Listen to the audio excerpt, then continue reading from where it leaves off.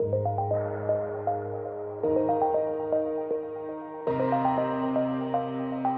are around 3,000 employees, and we are located in 20 different locations within the world. Nodinite is the primary tool for monitoring our BizTalk transactions.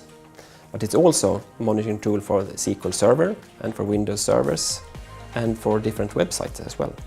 Getting the system installed and up and running as a starter is quite easy. The tool can help us out really good if we have, for instance, halted transactions in the BizTalk environment. We get an alert in the tool, and our service desk tries to solve it as quickly as possible, or otherwise they assign a ticket to the BizTalk team.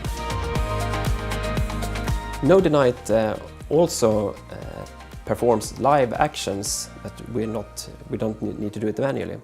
For instance, if a Windows service has halted that need to be always on, it can reset it and start it. Without Nodinite, we would have a lot of reactive response on different tasks that we cannot handle otherwise. So it's an important part for us to be more proactive in our work within IT. Ovako is in the beginning of our digitalization transformation, and we have great help from Nodinite in this. We have a lot of demands on our newly developed online applications that needs to be always up and running, and we monitor those with this tool.